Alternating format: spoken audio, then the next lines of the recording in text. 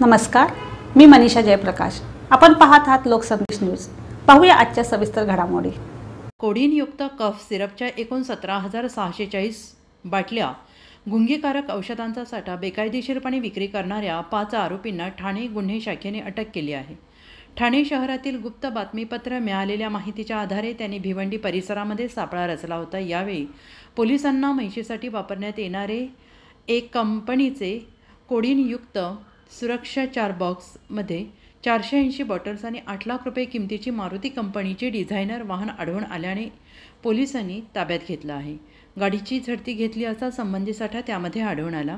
7,640 bottles असून त्याची किंमत 31,75,200 रुपये एवढी आहे आणि यातील एकूण 5 आरोपींनी पोलिसांनी अटक केलेली असून शेवटची अधिक माहिती ठाणे गुन्हे शाखेचे अमरसिंग जाधव यांनी दिली आहे।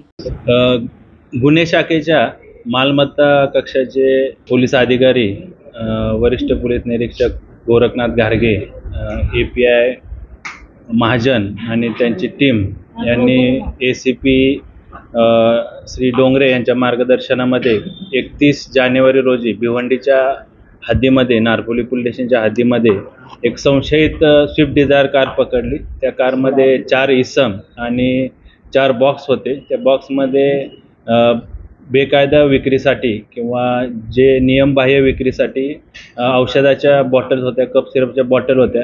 ते ऑनरेक्स कंपनीचं कप सिरप आहे, ज्याच्यामध्ये कोडिन फॉस्फेट नावाचं केमिकल असतं, जे नशेसाठी त्याचा वापर केला जातो किंवा अंमली पदार्थ किंवा अंमली पेय म्हणून त्याचा वापर केला जातो। ते ताब्यात घेतलं। त्यानंतर त्या अनुषंगानं NDPS कायद्यानं गुन्हा दाखल केला।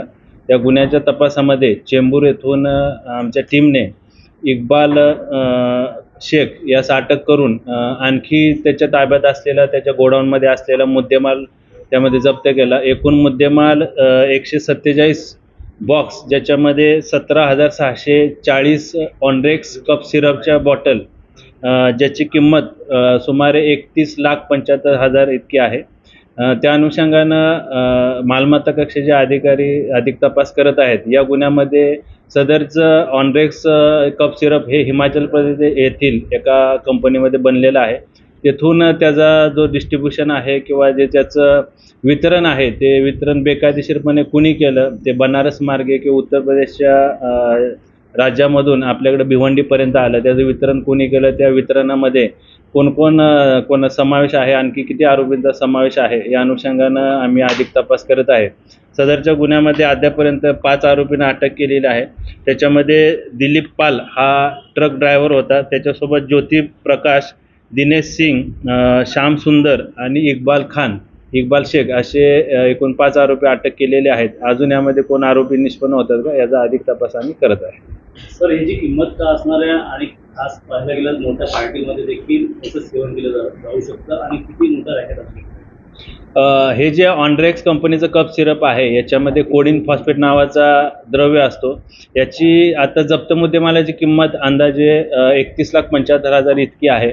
या साखळीमध्ये जसं मी सांगितल्याप्रमाणे हिमाचल प्रदेशपासून महाराष्ट्रापर्यंत किंवा आपल्या भिवंडीपर्यंत कोण याच्यामध्ये अजून आरोपी सामील आहेत, त्याचं वितरण कंपनीतून बेकायदेशीरपणे कोणाकडे होतं, त्याचं कोण डिस्ट्रीब्युटर आहे, क्लिअरिंग अँड फॉरवर्डिंग एजंट त्याचं कोण आहे आणि स्थानिक स्तरावर किंवा लोकल स्तरावर त्याचं कोण वितरण करतं, याचा आम्ही अधिक तपास करत आहे। कोणाला वितरित करण्यासाठी कोणाला वितरित केलेलं आहे? आता जे आपल्याकडे 5 आरोपी ताब्यात आहेत, त्याच्यामध्ये या आरोपींचं अद्यापर्यंत एकंदरीत प्राथमिक चौकशीमध्ये किंवा प्राथमिक तपासामध्ये सदरचे आरोपी हे एक ट्रे किंवा एक छोटा कंटेनरच्या माध्यमातून हे स्थानिक बाजारामध्ये किंवा लोकल मार्केटमध्ये त्याची विक्री करतात। सदरचं पेय हे मादक द्रव्य किंवा अंमली पदार्थ म्हणून त्याचा वापर केला जातो। त्या अनुषंगाने देखील आम्ही तपास करत आहे की याची अधिकृतता किती आहे किंवा व्हॅलिडिटी किती आहे।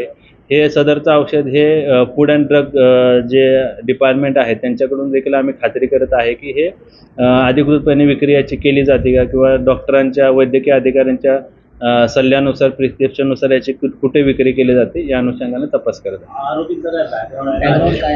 त्याबद्दल देखील आम्ही अधिक तपास करत आहे। 4 आरोपी हे उत्तर प्रदेश बिहार राज्यातील आहेत आणि एक आरोपी जो आहे इक्बाल शेख हा इथं मुंबईत राहणारा आहे। त्या अनुषंगाने आरोपींवर यापूर्वी काही गुन्हे दाखल आहेत का किंवा NDPS कायद्यानं काही गुन्हे दाखल आहेत, त्याचा अधिक तपास आम्ही करत आहे।